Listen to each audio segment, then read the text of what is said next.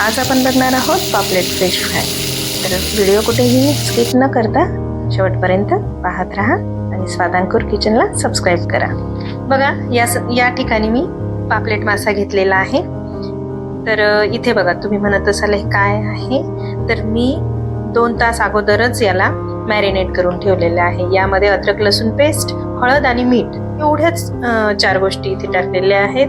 त्यांना मॅरिनेट करून ठेवलं आहे आणि वरून थोडं खोबरं आणि कोथिंबीर टाकली आहे मी आत्ताच, आणि हे मस्त असे मॅरिनेट झालेले आहेत।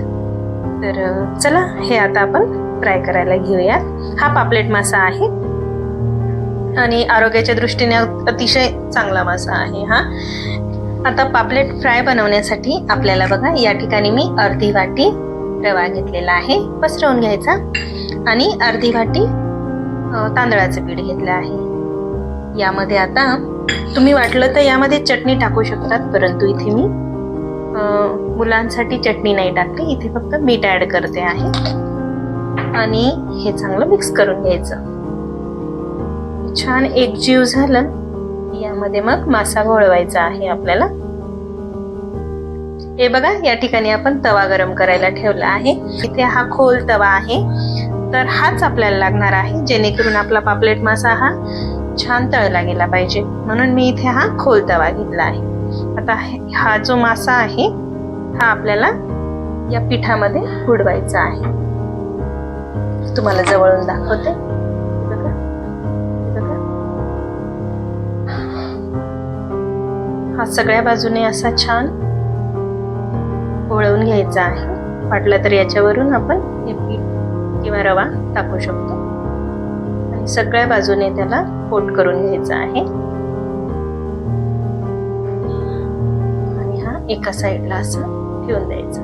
हे सगळे मासे आता आपण असेच वळवून घेणार आहोत त्याच्यामध्ये, आणि पीठ सगळं त्याच्यावरती कोट करून घेणार आहोत। बाजूला ठेवून देते मी। तवा तापलेला आहे, आता त्याच्यामध्ये आपण थोडं तेल टाकूयात आणि त्याच्यामध्ये हा मासा फ्राय करायला सोडूयात।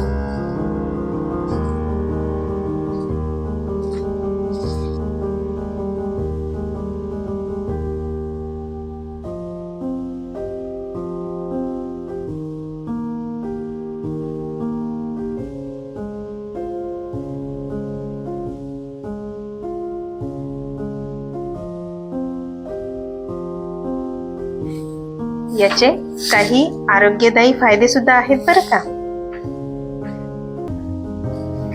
यामध्ये कॅल्शियम, विटॅमिन ए, विटॅमिन बी आणि विटॅमिन डी मुबलक प्रमाणात आढळतात, आणि जे निरोगी मज्जासंस्था राखण्यास मदत करतात, म्हणून हे मासे आवर्जून खाल्ले पाहिजे। नाहीच पापलेट मिळाला पण इतर मासे सुद्धा खाल्ले पाहिजे, आरोग्यासाठी हे चांगलेच असतात आणि लाभदायकच असतात। बघा, अगदी खमंग असा हा आपला मासा फ्राय होऊन तयार आहे।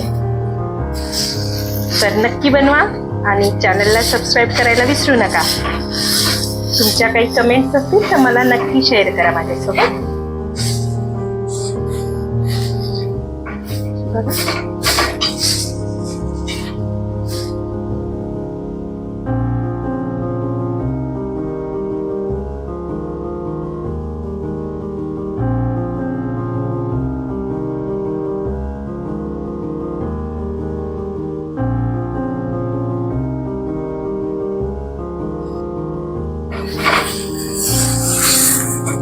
तुम्ही ही रेसिपी कोणत्या शहरातून बघत आहात ते मला कमेंट करून नक्की सांगा, आणि चॅनलला सबस्क्राईब करायला विसरू नका।